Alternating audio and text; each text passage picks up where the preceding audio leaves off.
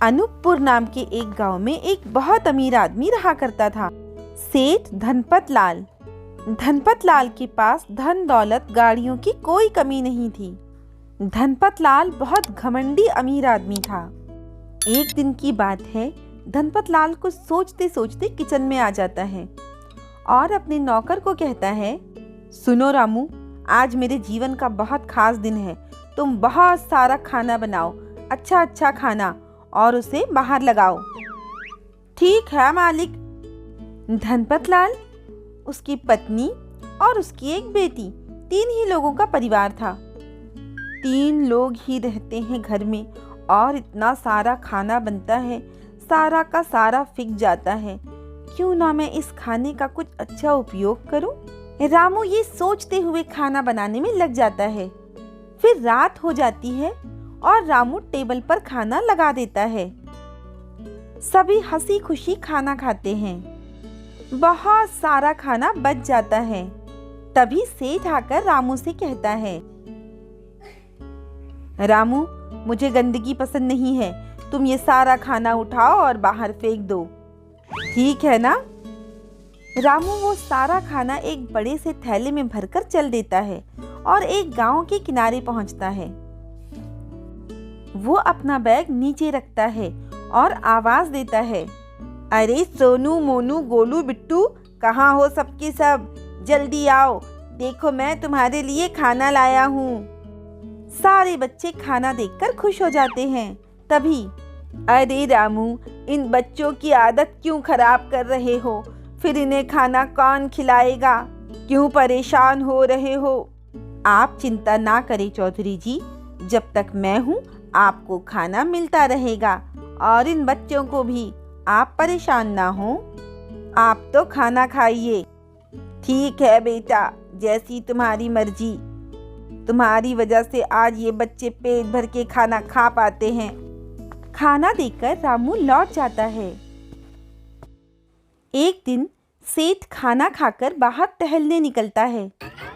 तभी सेठ रामू को अपने हाथ में कोई थैला लिए जाते देखता है। वो बहुत गुस्सा होता है और उसका पीछा करता है। सेठ देखता है कि रामू उसके घर से खाना ले जाकर गरीब बच्चों को दे रहा है। तुम्हारी हिम्मत कैसे हुई हमारे घर का खाना यहाँ लाने की?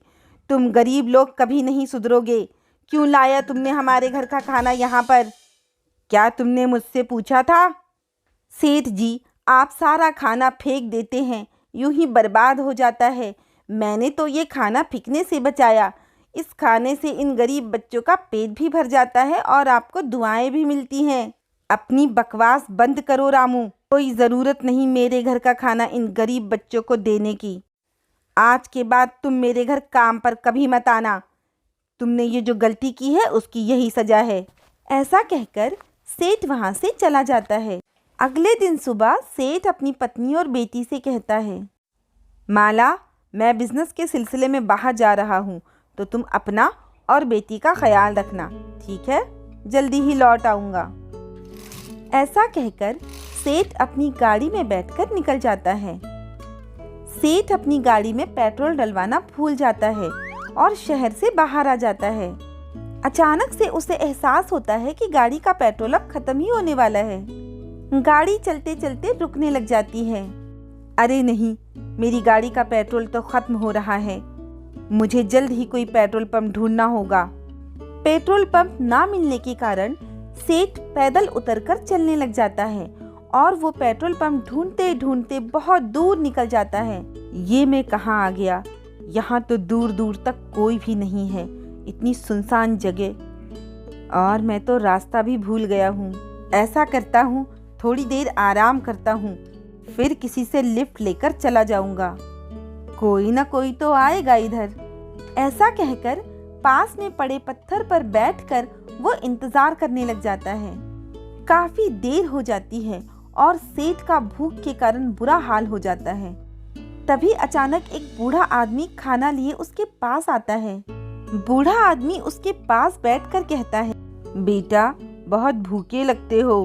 मेरे पास ये एक ही थाली खाना है, चलो हम दोनों मिलके खा लें। नहीं बाबा, ये आपका खाना है, आप खा लीजिए। नहीं बेटा, हम साथ मिलकर खाएंगे। आपका बहुत बहुत धन्यवाद बाबा। इतना कहकर वो सेठ सारा खाना खा जाता है।